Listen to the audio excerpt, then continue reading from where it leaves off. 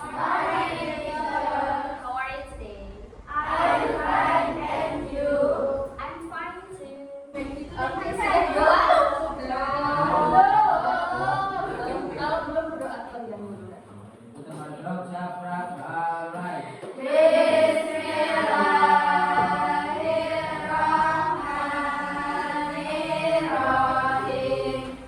Raditu billahi rabban wa bil islami dinan wa bil Muhammadin nabiyyan wa rasulan. Rabbi zidni ilma warzuqni fahma. Amin. Beri salam. Assalamualaikum warahmatullahi wabarakatuh. Waalaikumsalam warahmatullahi wabarakatuh. Before we start the class, I'm gonna check your presents. The first one, Afifah Nurul Hasanah. First one, Ali Adianto. Amanda Rizky. Hadir.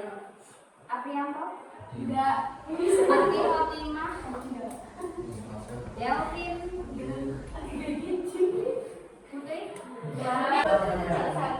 Dita Febriana. Eka Fiana. Febrian Siski. Kirana. Lisa. Resti. Rina Gita. Pia. Tiffany. Widya.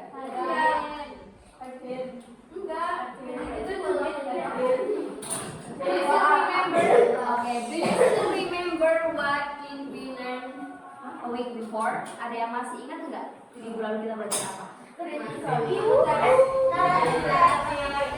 studied about narrative text. Narrative text itu adalah sebuah teks cerita yang bertujuan untuk memberikan pesan moral dan menghibur pembaca.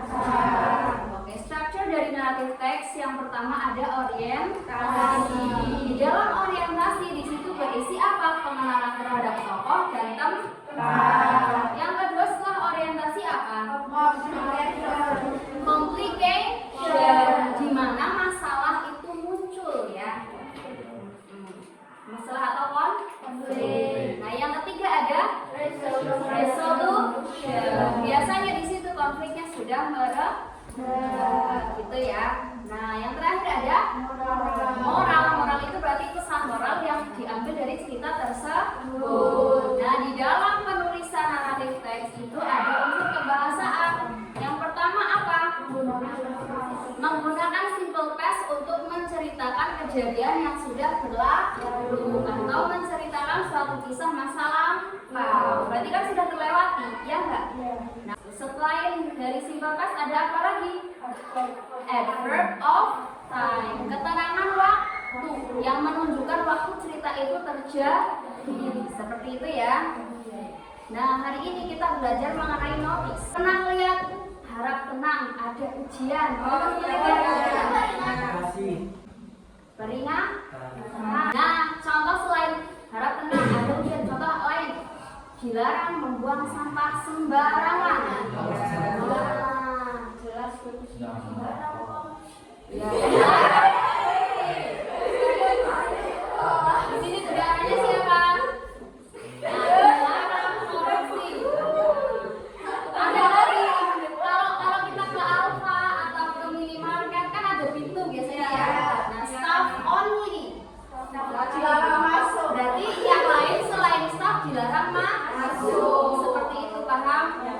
Misal lagi di pelter kan dikasih pakan itu ya. Nah, jangan diinjak masih basah. Seperti itu kan ada. Jadi notice itu kira-kira apa? Peringatan. Gitu. Peringatan untuk melakukan sesuatu atau dilarang melakukan sesuatu. Kalau sudah kita perhatikan dulu ya. Nanti kalau yang ada yang tidak tahu silahkan ditulis ya, dikasih note ya. Note itu loh, apa sih, dikasih tulisan kecil gitu, di mana ditandai, ya di belakangnya boleh. Nah, notice itu adalah peringatan ya, peringatan untuk melakukan sesuatu atau tidak melakukan sesuatu. Nah, di sini the first one ada definition of notice. Definisi dari notice. Notice is a functional text used as an instruction or guidance to someone doing or not doing something. Notice adalah sebuah teks yang berfungsi sebagai instruksi atau panduan untuk melakukan sesuatu atau tidak melakukan sesuatu. Notice atau question may be in the form of phrases, combination of word, clauses, sentence, or image, mark, or sign. Jadi notice itu, nah biasanya berbentuk frasa. Frasa itu contohnya seperti apa? Dilarang masuk. Kayak gitu. Jadi frasa yang singkat, sederhana, tapi kita paham. Gitu. Harap tenang, ada ujian, berarti kita harus gimana? Tenang, tidak boleh beri paham. Contoh di dalam toilet yang satu rusak, sedang rusak. Nah, kita paham nggak? Paham, biar kita tidak masuk. Seperti itu. Nah, biasanya dikombinasi dari frasa, klausa, atau ada gambarnya. Ya. Nah, ketika kita melihat form notice itu, kita sudah langsung paham apa yang harus kita lakukan atau apa yang tidak harus kita lakukan. Nah, yang pertama, social function of public notice. Ya. A notice is a formal means of communication. Nah, jadi notice itu biasanya formal untuk komunikasi kepada siapapun yang melihat notice itu. Nah, the purpose of a notice is to announce or display information to a specific group of people. Tujuan dari notice itu untuk mengumumkan atau memberikan informasi yang spesifik ke orang-orang yang membacanya. Di sini ada nggak contohnya? Oh, belum ada. Nah, contohnya dilarang berjalan di atas rumput. Biasanya kan ada. Kalau kalian suka ke kota, di taman, di kota, di taman kan kadang ada rumput-rumput yang bagus tuh. Nah, kadang kita nggak boleh nginjak. Nah, there are many function of or purpose of notice. Nah, ada banyak fungsi atau tujuan dari notice. Yang pertama, nah, jadi ada banyak fungsi dan tujuan dari notice. Yang pertama, silakan dicatat. Baliknya. Sudah? Belum. Tujuan atau fungsi dari tujuan public notice. Apa tadi? Tujuan atau fungsi? Tujuan atau fungsi dari public notice. Dari public Notice. Satu.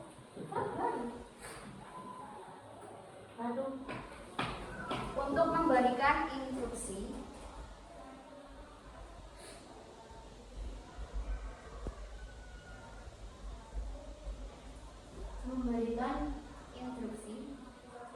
Dua, untuk memberikan informasi. Tiga, untuk memberikan arahan. Empat, untuk meminta untuk melakukan sesuatu. Kelima, untuk menasehati.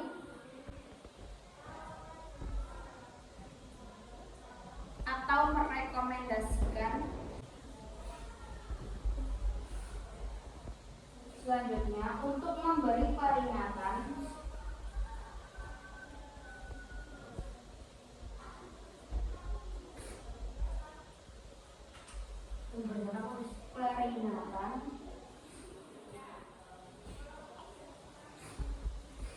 Selanjutnya, untuk melarang.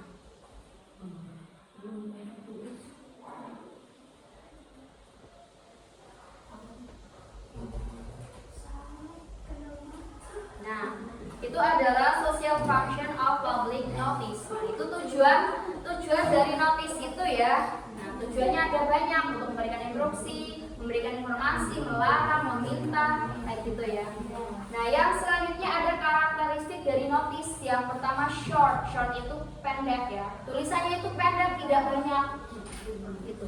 Short, simple word, phrases, or clauses. Contohnya apa? Stop bullying. Itu contoh dari notice. Berarti dari kata stop bullying itu tujuannya untuk apa? Untuk mencegah pembelian. Untuk mencegah. Nah, tadi kan sudah menulis tujuan dari notice yang tadi 1 sampai 7. Ketika kalian melihat ada tulisan stop bullying, itu tujuannya kira-kira untuk apa? Untuk melakukan atau untuk meminta atau melakukan sesuatu.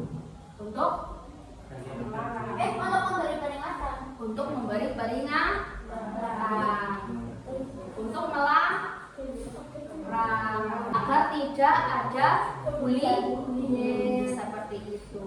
Jadi karakteristik yang pertama itu short ya, short atau simple word. Jadi kalimatnya itu pendek, tidak panjang, terus simple ya. Yang kedua mudah untuk dipahami, easy to understand ya. Mudah dipahami. Wet floor, lantainya basah. Berarti kalian paham nggak dari kata lantai basah itu? Ya. Dan ketika lantai basah, apa yang harus kalian lakukan? Karena takut licin. Takut. Selanjutnya written in capital fonts, ditulis dalam bentuk huruf kapital. Tahu huruf kapital? Tahu. Huruf besar. Apakah di sini ada contoh huruf kapital? Ada. Itu separuh.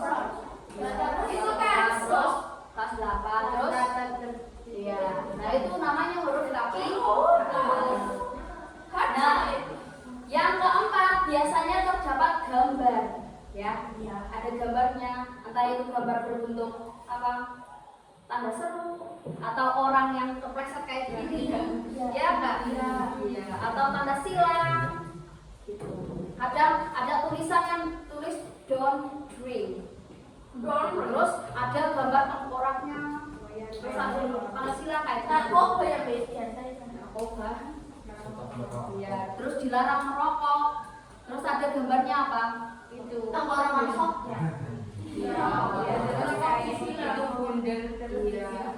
Nah, kayak gitu. Biasanya ada gambar.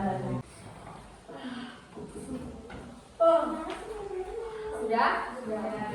Apakah ada pertanyaan? Tidak?